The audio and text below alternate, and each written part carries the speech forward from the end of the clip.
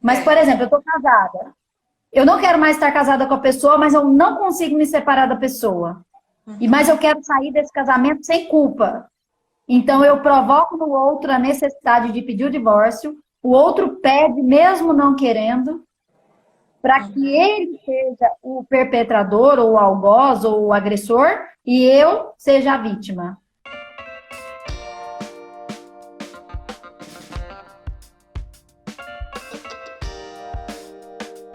Tudo bom, graças a Deus. Tudo maravilhoso. Posicionando aqui também. Direitinho Então, chegando. vamos aqui mais uma vez em mais uma live do Mulheres Exponenciais. A gente vem de uma maratona e estamos quase no. Acho que hoje é o 11º dia, né? Vão ser 2 semanas em que a gente está abordando vários aspectos, vários assuntos ligados principalmente ao autoconhecimento. E a gente tem feito aqui sempre alguma coisa mais prática, né? Talvez você consiga lembrar, pensar em alguma coisa aí, Ana, para a gente conversar sobre isso. Eu queria mais uma vez agradecer a sua disponibilidade de estar aqui com a gente. É uma alegria trazer você aqui para o Mulheres Exponenciais, né? A gente se conheceu há alguns meses atrás, só parece que já tem algumas vidas passadas, hein, Ana, que a gente se conhece. Fala sério. Então, enfim, seja muito bem-vinda, esteja à vontade aqui na nossa casa, nessa casa que recebe todas as mulheres muito exponenciais que estão dispostas a crescer, a caminhar com a gente, né, em busca de se conhecer melhor, de se desenvolver, de ser pessoas melhores mesmo. Se apresenta um pouquinho, Ana, acho que a gente, enquanto o pessoal vai entrando aí, é legal, e até para quando tiver gravado, para as pessoas conhecerem você. Quem é a Ana Laura Zara? Então, Dani, eu agradeço muito o seu convite. Para mim é uma grande oportunidade estar aqui. Eu sei o quanto Mulheres Exponenciais tem contribuído muito com a vida de muitas mulheres em muitos assuntos, sempre assuntos muito enriquecedores, né, que constroem realmente conhecimento na vida de todas elas, né? E dos homens também que aqui participam, né? Entende? Ah, Renata entrou, Renata Renata chegou e agora? o Menique também está aí, o Menique está nos Estados Unidos. Muito feliz em poder estar aqui, eu agradeço muitíssimo o seu convite e é muito bom para mim tomar café falando de constelação, adoro fazer isso. A Iracema chegou aí também. A gente tem aqui uma audiência cativa, Ana, que a gente está adorando, crescendo aqui junto com a gente. Um beijo, Iracema. Seja bem-vinda mais uma vez. Participe aí. Vamos explorar a Ana Laura, porque ela sabe muita coisa. E eu, antes de preparar essa live, eu fiquei pensando, eu sempre programo um pouquinho o que eu vou falar, né? Mas essa eu pensei assim, vou deixar a Ana Laura falar, porque ela tem tanta coisa para falar para a gente. Mas, enfim, é claro que eu vou direcionar um pouco, mas eu conto com a participação de todo mundo que está aí. Então, se você tem alguém que você acredita que gostaria de saber um pouco isso, como que a constelação familiar ou sistêmica, a Ana Laura vai explicar um pouquinho melhor, mas conhecer um pouquinho mais sobre constelação sistêmica, não deixa de clicar nesse avião e chamar essas pessoas, porque a Ana Laura tem um grande conhecimento sobre isso e sempre me ensina muitas coisas importantes e que me trazem um aprendizado que vale muito para a vida inteira mesmo. Para começar, Ana Laura, vou fazer uma surpresa aqui para você. Eu pensei de te perguntar, a Ana Laura ela é assim humildezinha, mas eu vou dizer quem é a Ana Laura Zara, então. Basicamente, só um pouquinho que eu sei. A Ana Laura é pós-graduanda, nem sei a área específica, mas ela vai falar, é pós-doutoranda da Universidade Federal de Goiás. E ela ajuda, orienta, co-orienta vários alunos de mestrado, doutorado, vários que fazem pesquisa, né, na área de epidemiologia, né, Ana? Isso. Só que a Ana Laura tem, então, toda essa formação acadêmica extensa, né, e uma mulher extremamente inteligente, vocês vão perceber aqui durante a live. Mas ela, e assim, na verdade, Ana, eu falei, eu vou começar desse jeito porque eu me identifico muito com isso. Eu também, aqui agora, modéstia à parte, também já estudei muito, fiz mestrado, doutorado, mas também acabei buscando muita coisa do meu desenvolvimento nesse lado um pouco mais espiritualista, né? Que não tem, talvez, tanta fundamentação científica, enfim. E aí eu queria que você começasse contando pra gente como que a constelação sistêmica te encontrou, ou como você encontrou a constelação sistêmica. Conta um pouquinho da sua história, como que isso surgiu na sua vida. Então, eu venho da área acadêmica, né, como você falou, trabalho com pesquisa há muito tempo. Sou farmacêutica, daí eu fiz mestrado e doutorado em epidemiologia, depois eu me especializei em avaliação de tecnologia em saúde, na área de economia da saúde, e aí oriento esses alunos de mestrado e doutorado, auxilio também em outros processos dentro da academia e trabalho atualmente como pesquisadora, né? Hoje eu estou trabalhando em um projeto da Covid-19 em Jundiaí, na Faculdade de Medicina de lá, e aqui na Faculdade no IPTESP, que é o Instituto de Patologia Tropical e Saúde Pública da Universidade Federal de Goiás, e o pós-doutorado eu faço na UFG também, mas lá no programa de pós-graduação em odontologia, com avaliação de tecnologia em saúde. A constelação, ela chegou para mim em 2003. Logo que ela chegou no Brasil, o meu irmão, ele foi para Uberlândia, fez uma constelação lá e gostou muito. Ele me apresentou a constelação. Ele veio para cá, eu estou em Uberlândia.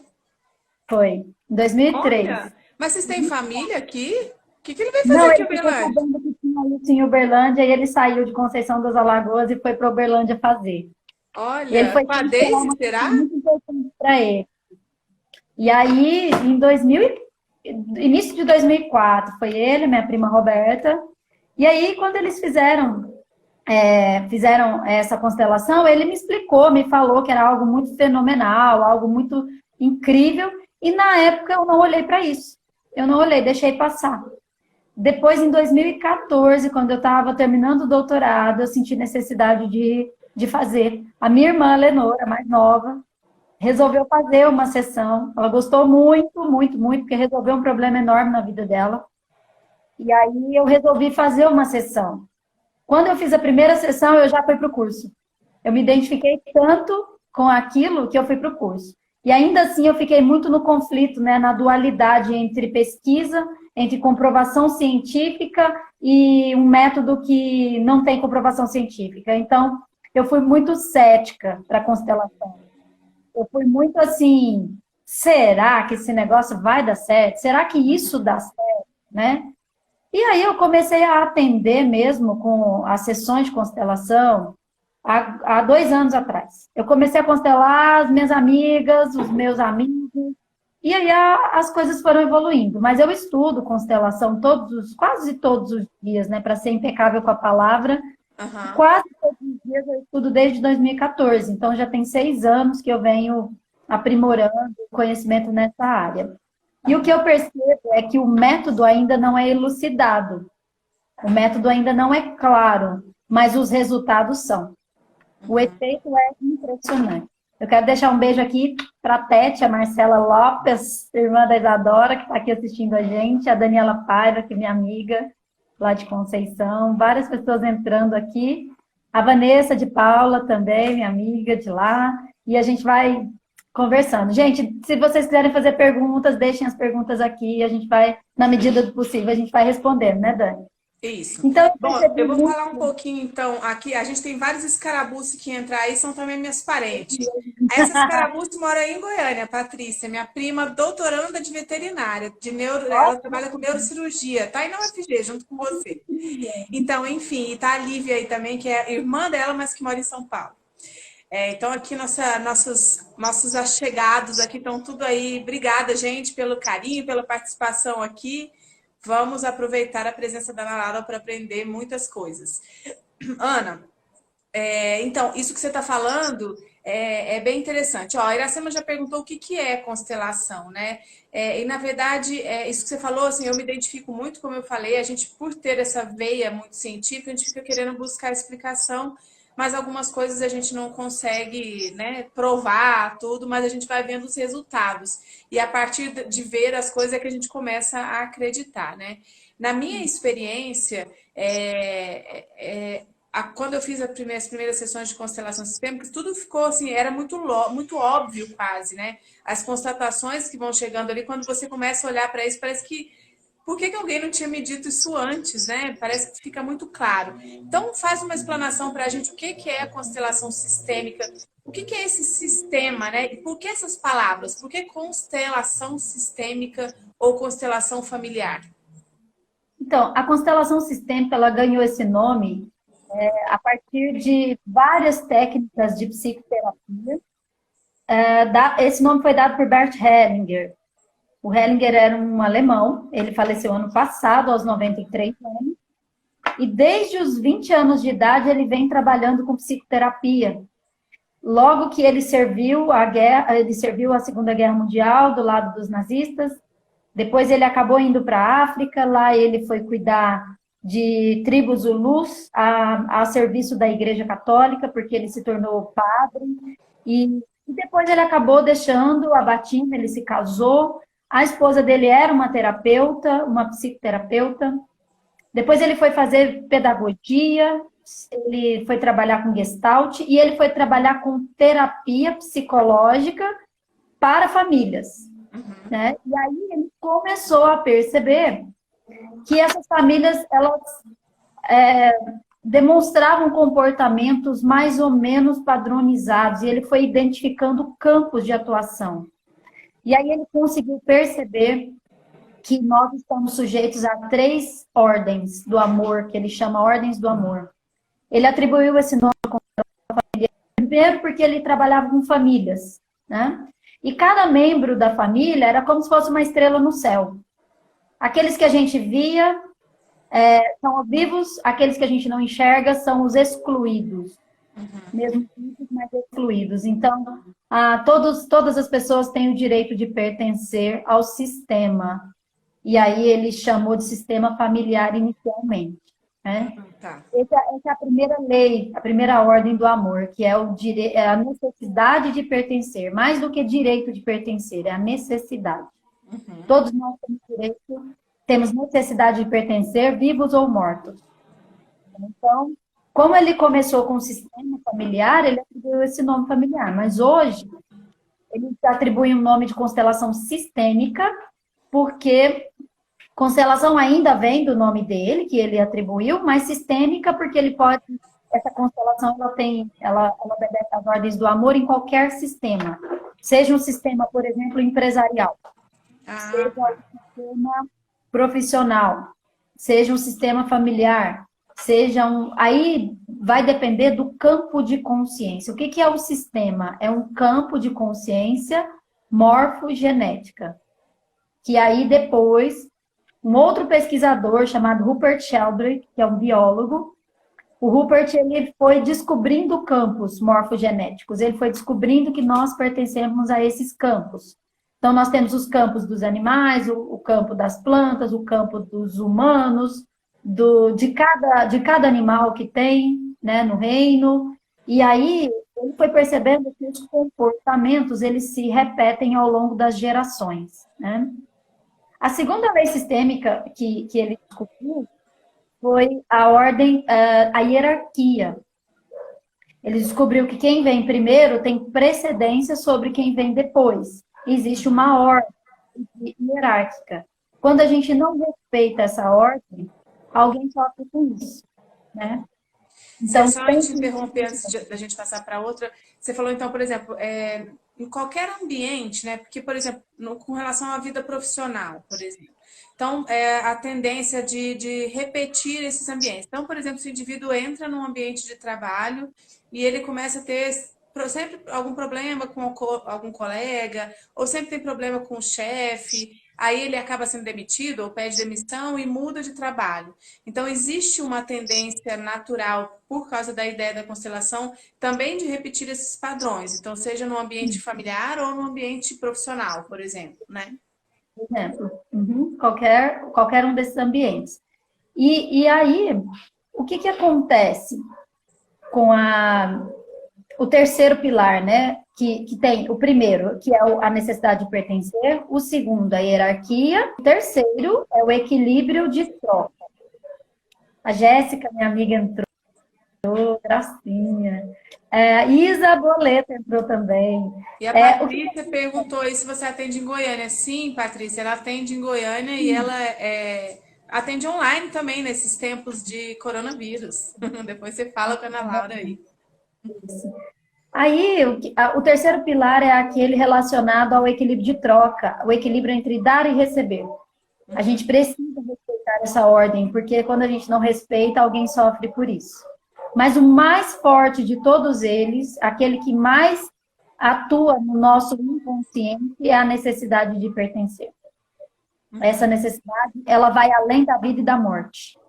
Então, É, você falou aí, por exemplo, eu lembrei que você falou de mesmo quem morreu. Então, por exemplo, eu me lembrei numa situação de aborto. A Renata, minha irmã, aqui do Mulheres Exponenciais, um outro dia atrás, ela comentou alguma coisa comigo, que ela pensava que ela tinha só 2 filhos e estava com isso muito fixo. Eu nem me lembro qual foi o contexto, mas ela falou que, eu acho que foi até em alguma sessão, não sei se de constelação ou alguma outra terapia, que alguém lembrou ela, que ela tinha tido outro filho, né? E que é uma filha, na verdade, tinha nome, tudo Isabela. Ela perdeu o neném, ela já tinha 5 meses, mais ou menos, de gestação, e por um problema lá no útero dela, e ela acabou não chegando essa gestação até o fim. Mas, e aí, numa situação dessa, por exemplo, uma situação de aborto, há uma necessidade de pertencimento daquele neném ao sistema? Como que resolve isso? Porque não é uma necessidade da mãe, né? Da mãe pertencer. Nesse caso, por exemplo, se a mãe esqueceu que teve esse filho, esqueceu entre aspas, porque eu acho que isso a gente não esquece fácil, mas enfim, não contabiliza essa criança, por exemplo. Como que funciona isso no sistema, então, Ana? o sistema funciona assim, ó. Toda pessoa que é mal falada, mal vista, não lembrada, ela é excluída, né? Então, quando a gente exclui com o coração, né? Porque às vezes a gente tem uma boa convivência com as pessoas, mas a gente acaba excluindo aquelas pessoas com o coração, quando a gente julga. No caso do aborto, é o seguinte: aquela criança, ela teve uma vida muito breve, muito rápida, né? 5 meses na barriga da mamãe. Mas ela existe. E ela tem um lugar especial no mundo. E ela tem um lugar especial nesse sistema. Então, para que algo volte a se equilibrar em relação a essa criança, é preciso dar um lugar a ela no coração. Quem é capaz de fazer isso? É quem está aqui vivo, nesse momento. Então, a mamãe precisa dar um lugar de ordem para essa criança, para que ela, primeiro, se sinta pertencente ao sistema. Porque quando há um excluído no sistema, o sistema não se acalma. O nosso sistema, ele fica em desarmonia. E a outra ordem que esse comportamento gera, que respeita, é a hierarquia. Porque quando a gente tem uma criança perdida, ela está ali numa ordem de chegada. Ela é a filha mais velha, nesse caso, ela é a primogênita, né? Ela é a primogênita. O que acontece quando a gente não dá um lugar para essa criança que não ficou na vida? Ela veio, mas ela não ficou. As outras crianças que vêm depois, elas ficam fora do seu lugar. Então, a segunda e a terceira, elas não são primeira e segunda, elas são segunda e terceira. Entendi. E quando a gente tem o papel atribuído de uma outra situação, é muito pesado para quem fica. Então, aquela criança que veio depois do aborto, geralmente ela é a mais afetada. E o que ela costuma fazer de forma inconsciente? Agora eu quero dizer sobre o consciente e o inconsciente. A nossa live tem tudo a ver com autoconhecimento, não é? Agora mesmo a gente vai falar mais sobre isso, mas é isso. O que isso tem a ver? Pode já introduzir, né? Porque eu queria depois que a gente falasse um pouco sobre isso. Como que, conhecendo essa história da constelação sistêmica, como que a gente pode usar isso para se conhecer melhor? Nosso consciente e inconsciente, existe uma proporção ali de atuação na nossa vida. Normalmente, segundo os pesquisadores que lidam com consciente e inconsciente, como Freud, Carl Jung, os neurocientistas, Joseph Murphy, que escreveu sobre o poder do subconsciente, eles dizem que em torno de 5 a 10% é consciente. É aquilo que a gente faz e pode ter controle sobre o que faz. Os outros 90 a 95% fica no nosso inconsciente. E o nosso inconsciente ele pode ser alimentado por várias fontes. Pode ser alimentado por fontes internas e fontes externas.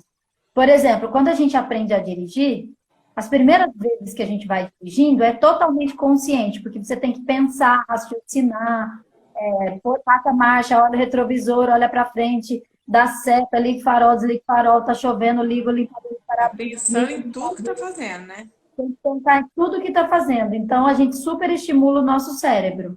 Só que depois de um tempo repetindo isso, para economizar tempo e energia, o nosso cérebro não precisa mais fazer isso. Ele joga essa experiência para o inconsciente, para o subconsciente, e a gente não precisa mais raciocinar tanto para poder executar uma tarefa repetitiva, né? A outra fonte de alimentar o nosso subconsciente são as nossas experiências, as memórias, e essas memórias, elas podem vir de vários lugares, né? Para quem acredita em vida passada, a memória pode vir de lá. Para quem não acredita em vida passada, a memória vem de lá do mesmo jeito. Vem de lá, mesmo sem acreditar, ela vem, né? E ela também vem dos nossos ancestrais. Então, o nosso sistema, por exemplo, o meu sistema Zara, o meu sistema Sene, o meu sistema Manso, o meu sistema Dadá, quero até mandar um beijo para a Laurene, que está aí, minha prima lá de Jataí. Os nossos sistemas, eles trazem as experiências. Porque imagina, né? Ao longo da evolução, ao longo de milhares e milhares de anos, nós não precisamos mais saber qual planta mata, qual planta não mata. A gente não precisa lá comer a planta para saber se ela mata. A gente já vive uma cultura que vai transferindo informação. Só que essa informação que é transferida não é só de forma consciente. Ah, vou te ensinar que essa planta é boa. Não, ela fica num campo morfogenético, onde nesse campo, essas informações atuam na nossa vida. Então, quando a gente fala de autoconhecimento, eu preciso saber que eu sei muito pouco sobre mim mesma. E que eu preciso entender que muita coisa que atua na minha vida, eu busco. Né? Eu sou parte ativa nisso. Eu não sou uma vítima. Né? Ah, ela está falando aí, ó. Da epigenética. É isso, a epigenética é transferida de uma geração para outra, né? Que é aquela capacidade da gente de ativar ou desativar determinados genes no nosso corpo para que algo aconteça, né? Por exemplo, uma doença, uma alergia. Tem um campo que mostra uma alergia. Se essa alergia está relacionada... A Isadora está perguntando, você iria dizer quais atitudes inconscientes o filho do meio toma por pensar ser o primeiro, né? Vou retomar esse assunto, vou só concluir a parte do inconsciente. Então, às vezes, o nosso campo inconsciente, buscado por nós mesmos, ele acaba atuando nas nossas decisões. Por quê? Porque ele atua nos nossos valores. Ele atua nos nossos sentimentos. E nós tomamos decisões baseadas em valores e sentimentos. E quanto mais eu tomo decisões baseadas nisso, mais eu acredito que está sob o meu controle. Né? Então, por exemplo, eu vou retomar o assunto que a Isa falou do filho do meio. A Nayara também está aí. A Nayara também mora em Uberlândia. O que acontece com o filho do meio? Né? Ele acredita ser o primeiro e ele assume o papel de primeiro. Só que ser o primeiro filho, ser o primogênito, é muito pesado. Então, cada filho na sua ordem tem uma atribuição. Geralmente, o filho primogênito, ele é aquele que ele suporta mais, ele assume mais responsabilidade em relação ao próprio sistema. O filho do meio, um pouco menos, e o filho menor, o da ponta, estou dizendo sobre 3 filhos, né? Dando exemplo de 3 filhos. E o filho pequeno é o filho que fica mais livre para seguir em frente, para que o sistema dê certo. Então, vocês podem perceber que o primogênito é aquele que mais sofreu na infância, é o que mais participou do aprendizado dos pais como pais. É aquele que suporta ser um alcoolista, ele suporta ser um adicto, para poder incluir outras pessoas do sistema. Esse papel do primogênito ele é muito importante. Geralmente ele é o mais falado, mais mal falado, né? Aí, então, Quando vem o segundo filho está um pouco mais livre para seguir. E o amor nas gerações, entre as pessoas do sistema, ele flui do maior para o menor, do que chegou primeiro para o que chegou por último. Por exemplo, nós temos o pai e a mãe, que em algum momento se amaram, de alguma forma, teve um grande amor ali, para que o primeiro filho fosse feito. Gerado. Uhum. Gerado. Aí veio o primeiro recebe o amor do pai e da mãe. Aí há novamente amor para que o segundo filho seja feito, seja gerado, seja um bom efeito no sistema, né? Então, o segundo filho, ele recebe amor do pai, da mãe e do primeiro irmão. Aí vem o terceiro. Ele é o que mais recebe amor. Por quê? Porque ele recebe do pai, da mãe, do primeiro e do segundo irmão. Então, ele flui mais, porque ele tem menos peso, mais amor. Por outro lado, o filho mais novo, como ele está mais livre, ele retorna para ajudar os pais na velhice. Então, vocês podem perceber que o filho mais novo, geralmente, ele cuida dos pais. O filho mais velho assume as responsabilidades, o do meio fica um pouco mais livre para seguir também. Mais solto. E quando teve... tem sua função. Entendi. Né? E aí, quando teve o aborto e o primeiro filho, né, saiu ali daquela sequência, e aí o segundo, então, assume. Mas, então, como consertar isso, né? Na verdade, simplesmente tomando consciência, a mãe e o pai, por exemplo, lembrando, trazendo de volta aquele indivíduo ali como filho e tal, isso já posiciona o segundo filho como segundo? Posiciona também. Mas cada sistema reage de um jeito. Esse segundo filho, ele pode querer seguir o primeiro irmão na morte. De forma Ele pode seguir o primeiro irmão na morte. Porque o primeiro irmão foi... A primeira irmã, ou primeira irmã, né? Primeiro irmão foi para a morte, não permaneceu na vida. O segundo filho, ele tende a seguir o primeiro na morte. Porque de forma inconsciente... ele acredita que se ele seguir o irmão na morte, ele vai salvar o irmão de alguma dor. Só que é tudo de forma inconsciente. Faz parte daqueles 90% que a gente não controla. E o que é seguir na morte? Seguir na morte, na constelação, a gente chama de não permanecer na vida. O que é não permanecer na vida? É não ter sucesso no trabalho, não ter sucesso nos relacionamentos amorosos, não ter sucesso com o dinheiro, não ter sucesso com o casamento, com os filhos, não ter sucesso... Não assumir o seu papel na vida, né? Na verdade, não tomar o seu papel na vida. Não tomar o seu lugar. Porque a vida, ela é feita para fluir livremente. A vida é para ser fácil. Não é para ser difícil. Quando a vida está difícil, é porque algo está fora do lugar. Como a gente faz para resolver isso?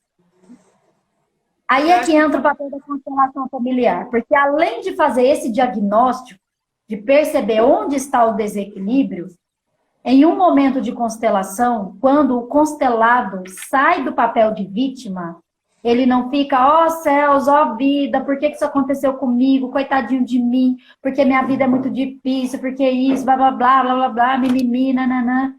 Quando ele sai do papel de vítima, ele está pronto para olhar para o destino de cada um e concordar com esse destino. Ele concorda com o destino do irmão que foi embora antes. Durante o processo de constelação, ele fala as frases de cura, são frases libertadoras que trazem consciência. Aí sai do papel inconsciente e vai para o consciente.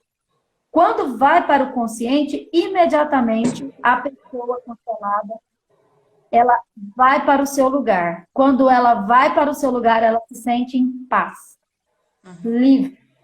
E acho que é mais ou menos esse que é o caminho da constelação no autoconhecimento, né, Ana Laura? Porque quando a gente vê, então, né, quando a gente se posiciona ali dentro do sistema, tem esse entendimento, né? Então, para as pessoas que estão nos assistindo aí, gente, se vocês tiverem, eu falei aqui da situação do aborto porque me veio à mente, mas se vocês tiverem alguma pergunta, porque na constelação explica várias coisas, por exemplo, com relação ao relacionamento amoroso, acho que é outra coisa que a gente pode falar um pouquinho aqui. Mas sempre tem que ter esse entendimento, né, do pertencimento, da ordem do amor e aliás, tudo é ordem do amor, mas como é que chama? Do ganha e perde, do equilíbrio, do dar e receber. É o dar e receber. Qual que era o outro, Ana? Hierarquia. E a hierarquia. A hierarquia tem muito relacionado, principalmente quando existe alguma encrenca aí com a mãe ou com o filho, né? Quando essa hierarquia não está sendo bem trabalhada. Então, algumas dificuldades, por exemplo, em algum desses momentos aqui na live, a gente comentou um pouco sobre isso. Quando a gente fica adulto, que existe em alguns momentos uma dificuldade de aceitar a hierarquia dos pais, né? De repente você olha para eles, agora você é gente grande, tem lá as suas crenças, suas verdades já fortalecidas, e algumas vezes, se você tiver que confrontar isso com o pai, aí você tem uma sensação de que você sabe mais do que o pai, e você começa a se posicionar como pai do seu filho, né? Aliás, como pai do seu pai, e aí você troca de papel com ele, né? Vamos ver Exato. o que a Patrícia falou. Já ouvi muito falar da pessoa que foi constelar, mas isso é uma sessão única. Ou é um processo também, igual uma terapia convencional. E no caso do aborto, o que a mãe pode fazer? Então, fala um pouquinho, então. Eu estou querendo muito que você mostre assim um pouco, Ana Laura. Quando a gente vai falar assim, eu fui constelar, o que está acontecendo ali naquele momento? Além da consciência, porque pelo que eu já entendi, a primeira coisa é tomar consciência, ter um entendimento do sistema.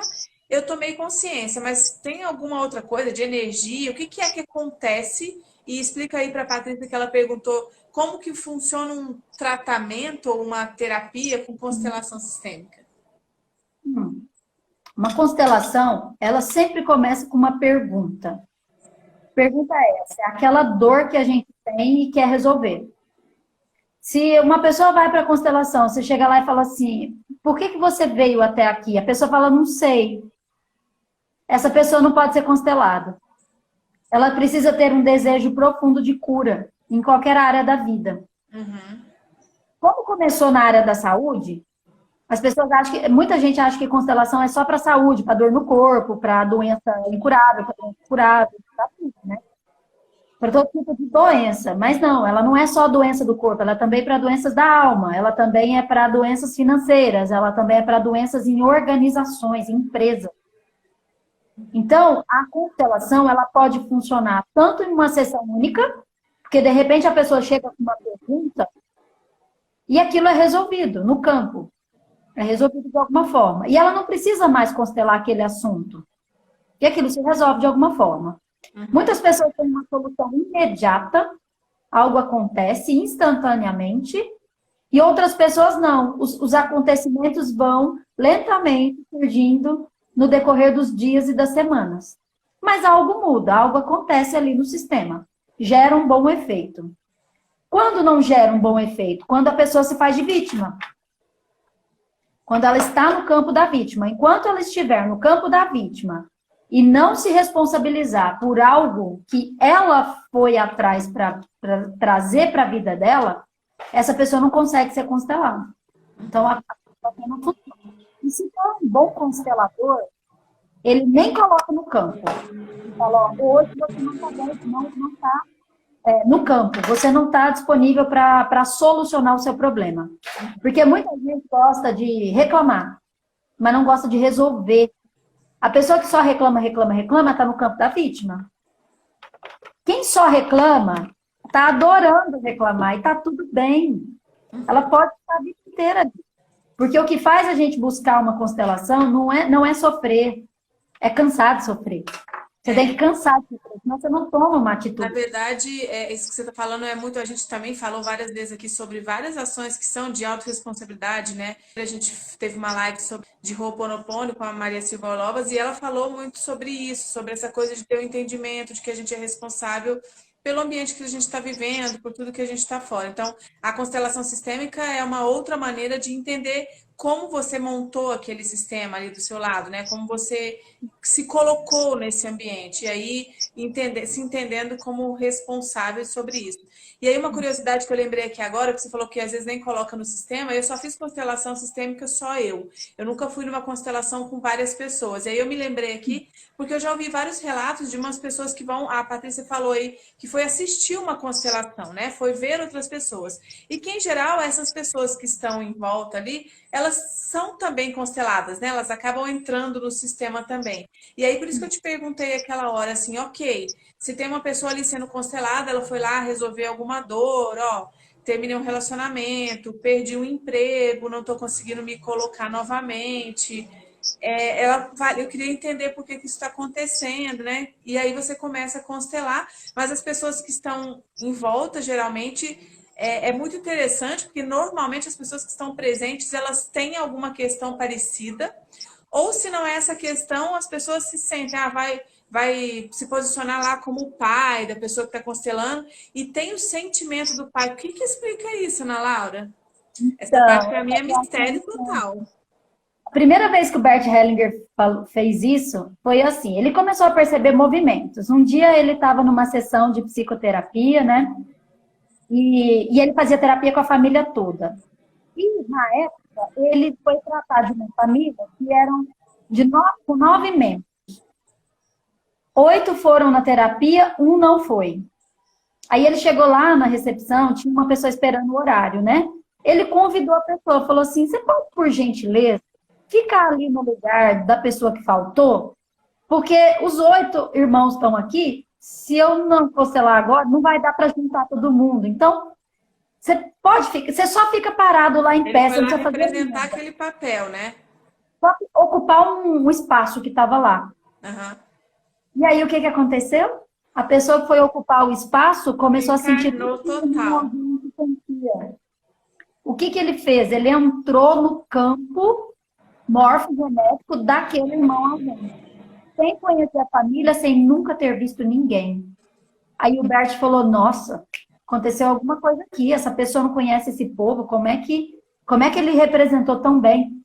E ele sentia as coisas que o irmão faltante sentiu, e a família sentia que aquele cara, mesmo sendo um desconhecido, representava o irmão muito bem, porque eles sentiam por aquela pessoa o que eles sentiam pelo irmão. Uhum. Então, Bert percebeu um movimento muito forte de campo. Mas ele não não conseguiu. explicou essa energia, o que estava acontecendo Não. ali. Ele não conseguiu, chegou a explicar isso. Que é o que você está falando. No fundo, ainda não tem uma explicação muito palpável, né? Que a gente consiga entender. O Rupert Sheldrake, que é o biólogo, ele conseguiu descobrir que existe um campo morfogenético, ou seja, um campo que atua na nossa energia e que atua nos nossos genes também. E ele se modifica ao longo das gerações. Inclusive, ele é totalmente moldado. Eu não nasci desse jeito e vou morrer desse jeito. Eu consigo modificar o meu campo a partir da tomada de consciência. E aí, se vocês quiserem pesquisar sobre isso, aqui não dá tempo de contar a história, mas é sobre as batatas, sobre os macacos que ele pesquisava nas ilhas do Japão. E a macaca mãe, a materna, né, a matriarca, ela resolveu um dia, ela aprendeu e lavou a batata na água do mar. Eles só limpavam, tiravam areia. Nesse dia ela lavou. Quando ela lavou, imediatamente todos os macacos que estavam em volta dela começaram a lavar também.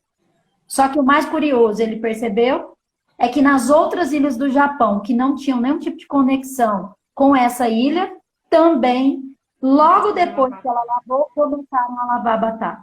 Ou seja, ela aprendeu, subiu a informação para esse campo, que era como se fosse um Wi-Fi, que a gente não enxerga, não sente, não percebe, mas ele funciona.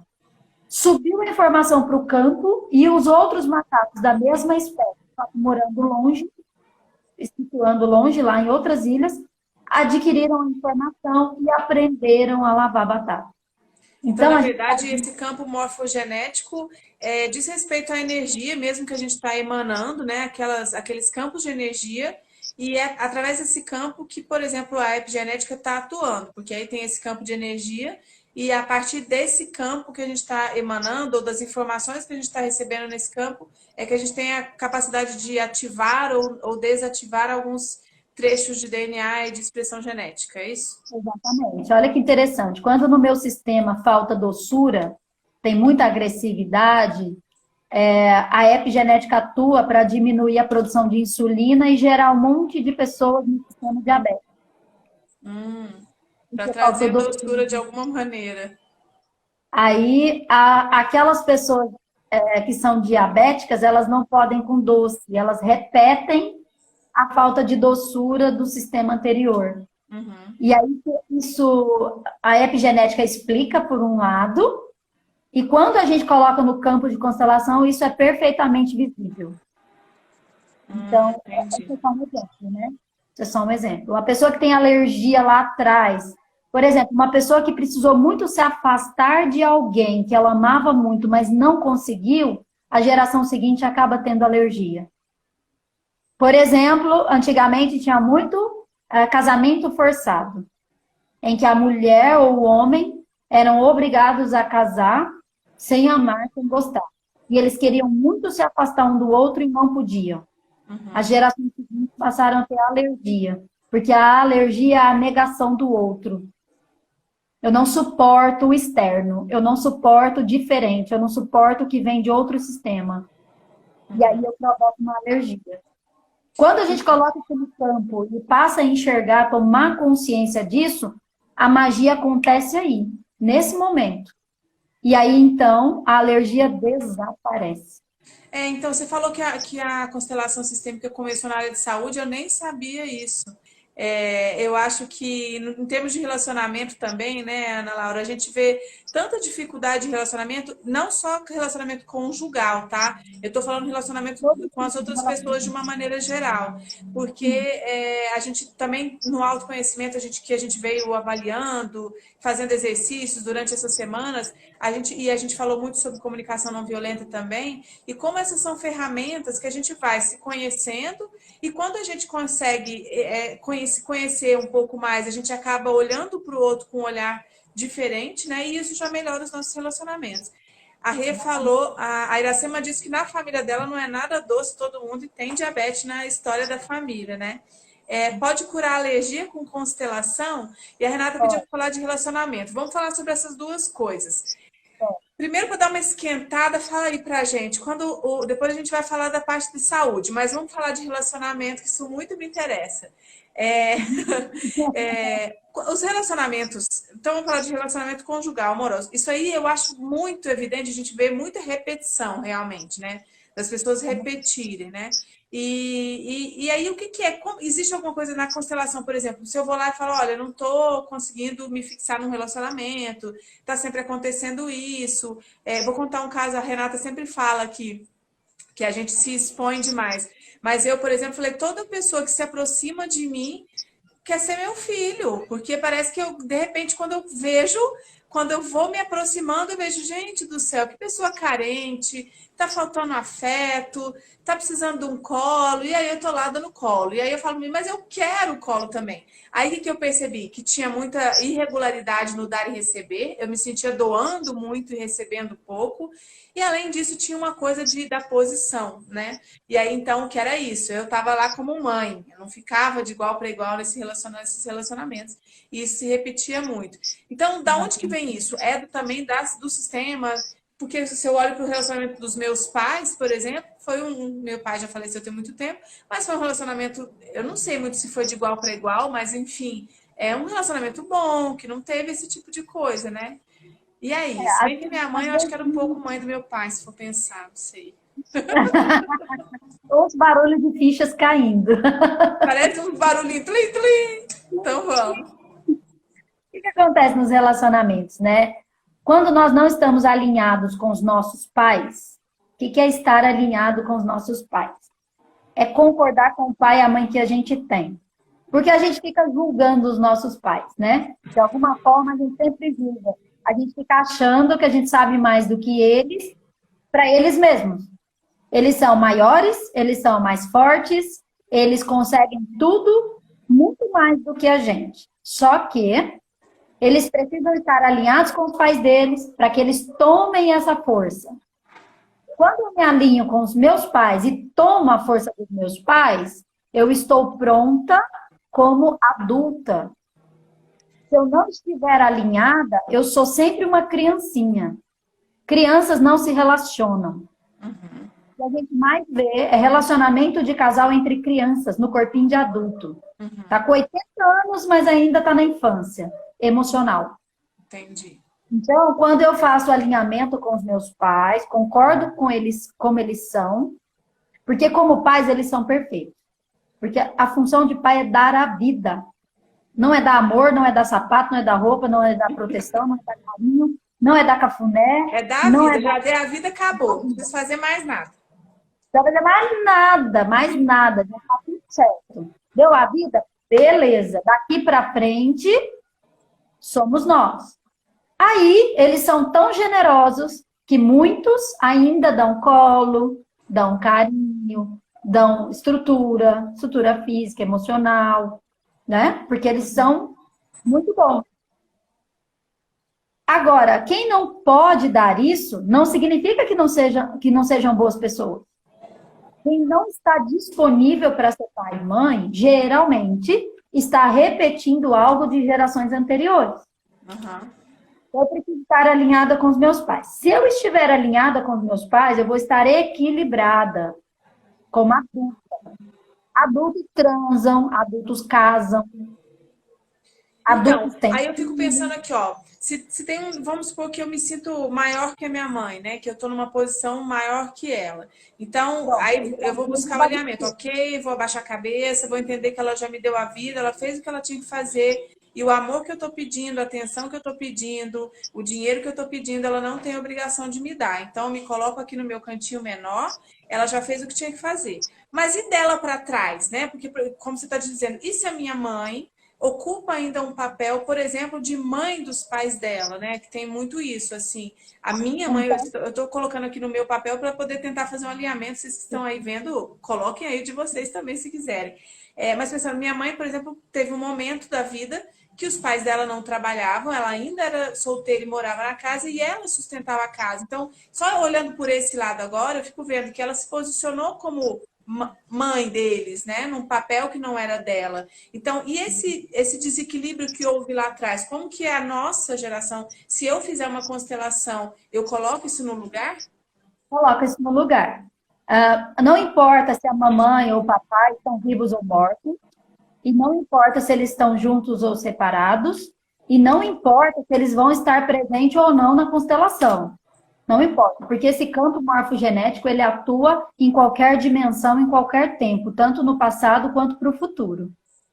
Então, quando eu me alinho e vou para o meu lugar, nós temos algumas frases de cura onde a gente diz, a pessoa diz para a mamãe e para o papai, eu não posso carregar o seu problema, porque eu sou pequena e a senhora é grande.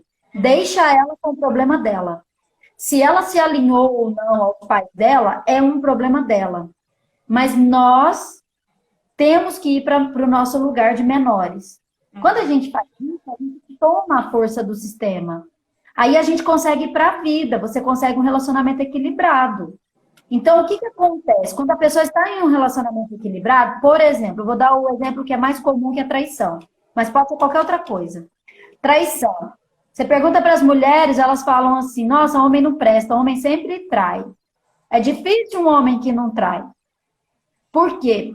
Porque ela joga a responsabilidade para o homem, mas ela andou a metade do caminho para encontrar uma pessoa que vai trair. Para que o plano dela, inconsciente, gente, inconsciente, tá? Para que o plano dela inconsciente aconteça, que é o quê? Incluir alguém traída. Se no meu sistema eu tenho muitas mulheres traídas, para eu pertencer, eu assumo essa responsabilidade. Eu bato no peito e falo, eu posso ser traída, eu quero ser traída para que eu inclua uma tia traída, uma mãe traída, uma irmã traída, uma bisavó, tataravó que eu nunca nem conheci que foi traída. Porque aquela pessoa traída, às vezes ela foi muito mal falada e excluída do sistema. Então, por amor cego, a gente chama de amor cego na constelação, a pessoa repete o movimento daquela tia traída para que aquela tia, exemplo, para que aquela tia traída pertença. Então, ela só vai encontrar homens que traem, para que o plano dela continue dando certo. Por quê?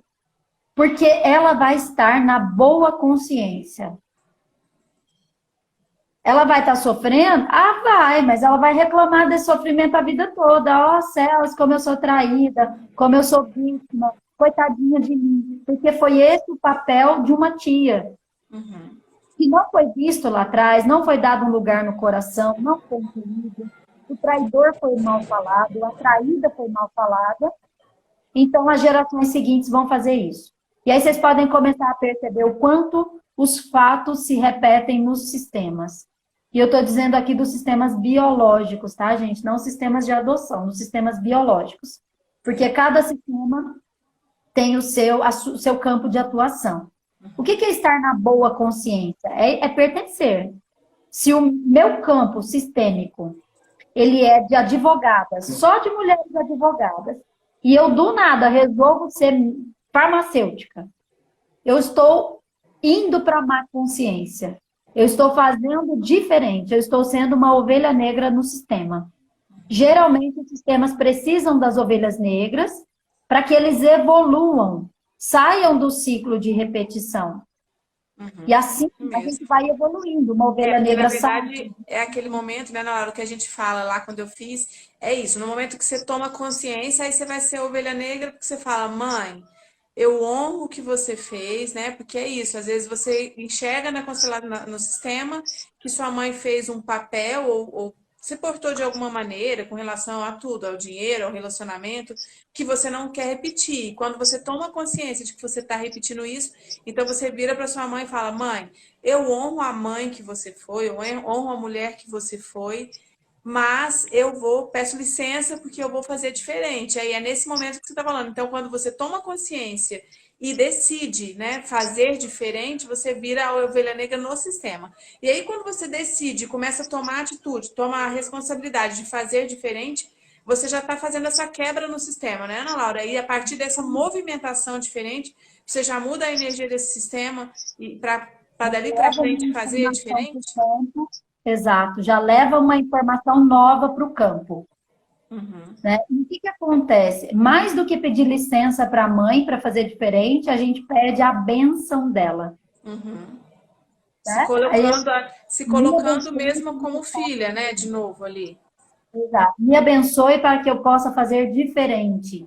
Então, por exemplo, se eu venho de uma família onde todos são financeiramente fracassados, eu fico com a boa consciência de ser fracassada também, porque eu quero pertencer, viva ou morta, passando fome ou não. Não importa se eu vou passar fome, não importa se eu vou ficar em dificuldade.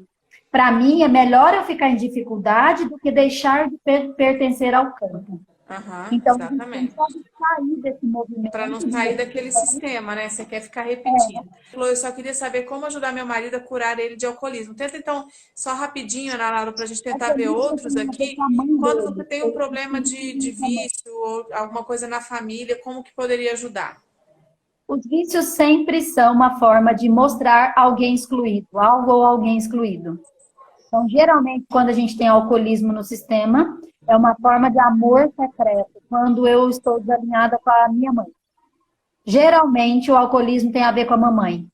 Cigarro ou com o papai, dependendo da situação, tem que colocar no campo para saber.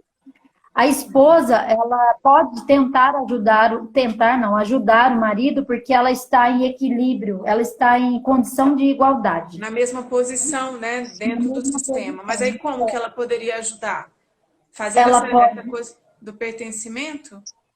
Ela pode ajudar indicando para ele algo no sentido de alinhar com a mãe dele, ou ele pode olhar para um pouco mais atrás nas gerações para saber se ele está repetindo alguém alcoolista no sistema, que foi muito mal falado. Sim, é verdade, para colocar essa pessoa dentro do sistema, né? Para pertencer. Estou aprendendo, vocês estão vendo, né, gente? Sempre o alcoolismo, qualquer vício, gente, está relacionado ao amor. Qualquer problema, qualquer dor, qualquer vício é amor. Só que é um amor cego, em desequilíbrio, né? Ele precisa ser equilibrado. A minha consteladora lá de Brasília, ela fala por amor e lealdade, né? Na verdade, é um Por amor pouco e isso, porque o lealdade, Bert nós Hellinger somos falava leais a exatamente isso, Cristo. dessa ordem de amor. Tem que ter o equilíbrio sempre, sempre dando e recebendo, sempre se sentindo pertencente ao seu sistema, seguindo essas três ordens aí mesmo. Quando tem qualquer desequilíbrio, então, em qualquer relação que você sinta esse desequilíbrio, você precisa buscar essa consciência para se colocar em alinhamento e, a partir disso, melhorar todas as coisas. A Tudo flui. Raquel falou aqui, meu pai nunca traiu minha mãe, mas meu ex me traiu. Mas a gente viu aqui, né, Raquel, que não precisa talvez estar ligado tão próximo. Talvez uma tia, talvez um avô, talvez em algum momento lá bem atrás. E a Laura falou, o divórcio na família pode fazer o mesmo sentimento desse exemplo da traição?